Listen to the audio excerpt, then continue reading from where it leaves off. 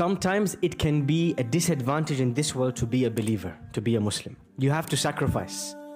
Maybe financially you have to sacrifice. Maybe physically you have to sacrifice. Maybe your time you have to sacrifice. Right? I'll give you an example. Let's say you are working, let's say you're a doctor, you're working in the NHS. Let's just give an example. Muslim is a doctor working in the NHS. But this Muslim also loves the Quran and they want to memorize the Quran. They want to understand the meanings of the Quran. So every day, they wake up at Fajr, they spend 1 hour memorizing and revising and understanding the Quran, and then they drive 1 hour to work, they go to work, they squeeze their salah in the middle of their surgeries and dealing with patients. After they come home from work, 1 hour they spend with the Quran. Now their colleagues at work. Those 2-3 hours that this person spent with the Quran, your colleagues are spending it learning and developing and maybe reading books and developing professionally.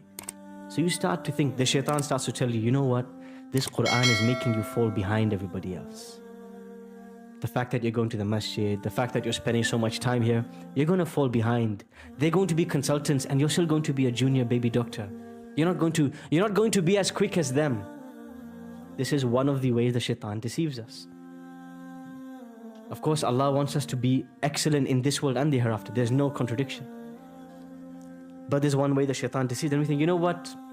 Let me just stop praying in the masjid. Let's pray at home. Let me just combine my prayers. Let me just leave this Quran thing until later, in 10 years later, when I'm more settled. This I'm more settled never happens.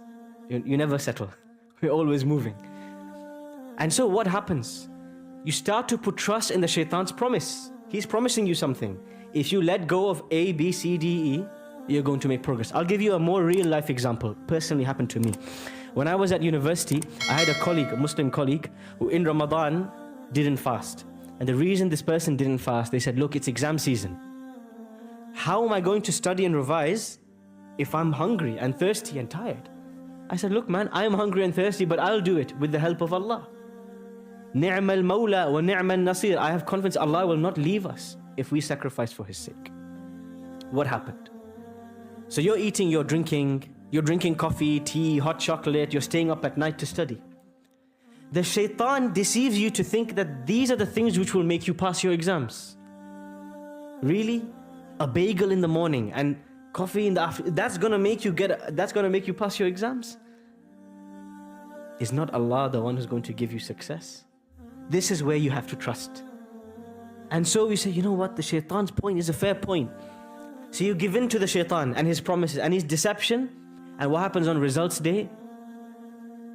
You fail 6 subjects. That very person who didn't fast in Ramadan, in order to do well in the exams, they failed 6 out of 10 subjects.